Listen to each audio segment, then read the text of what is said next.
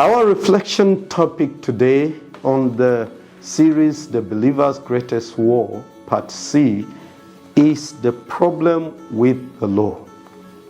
Our key text is taken from Romans 7:8-12 and says, "But sin seizes the opportunity afforded by the commandment, produced in me every kind of covetous desire.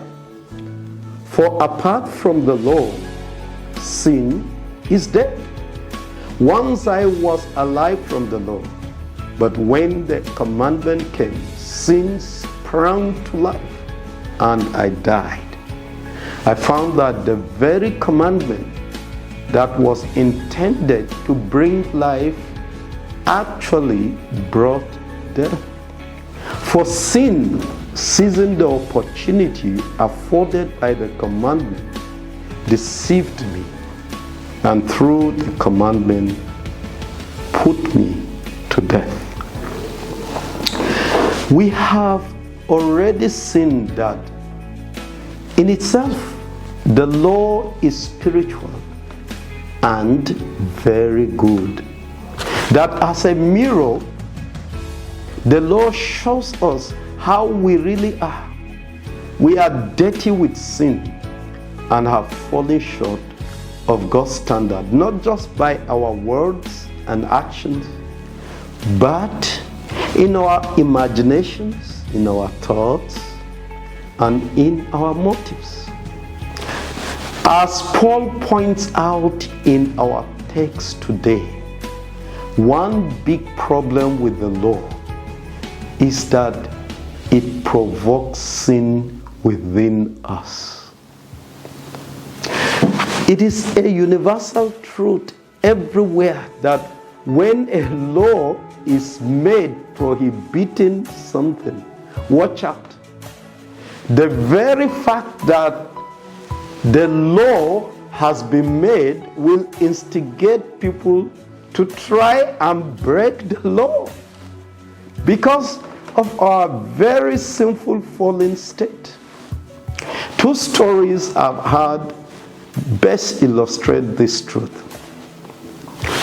The very first is that of a servant, that when something bad happens to him, the servant will always cry out, blaming Adam for bringing problem to man in this world. He will always shout, "Adam, why? Adam, why?" Because of his sin, the sin of Adam in the Garden of Eden. Blaming Adam for all his problems, including the fact of his lowly status as a servant, became so frequent that one day his master, who was going on a trip, gave him a key to a room with very strict instruction for him not to open it until he returned, or he called him to open the room. As it were, no sooner had the master left that curiosity took hold of him. He began to wonder what was in that room that the master so strictly warned him not to open it. As is often said, it's curiosity that kills the cat. And so, at a point, the servant could not resist the urge to open the room and just have a small peep. After all, he reasoned, there is no way that the master will know, since he did not need to break the door open. As he did that, a bird just flew out from the empty room, and he knew now that he was in trouble. The game was up. When the master came back, the servant was very hesitant to welcome him, knowing what had happened, and he could not but confess his sin. The master simply told him never to blame Adam again for his sins anymore from that day. Another similar story, which has been very widely circulated in the social media, in fact, is that of King Ahmed of Ottoman. It is said that before he went to war, he locked his wife, the beautiful queen, in a private room and gave the key to his best friend Musa and said, "If I'm not back in 4 days, open the room and she's yours." He climbed on his horse and galloped off towards the battlefield. Just half an hour later, the king noticed a cloud of dust behind him.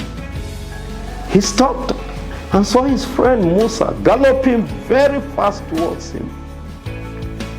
"What's wrong?" asked the king.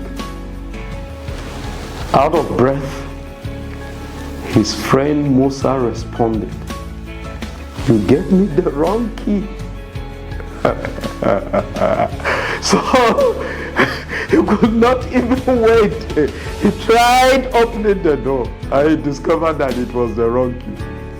These two stories tell you that man in his fallen sinful state is so prone to sin, to do exactly opposite of what God has said we should not do, and to refuse to do what God has said we should do.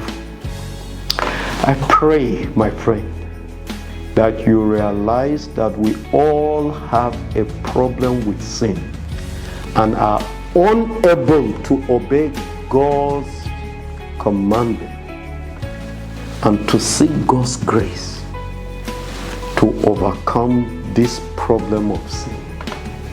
In Jesus' mighty name, amen.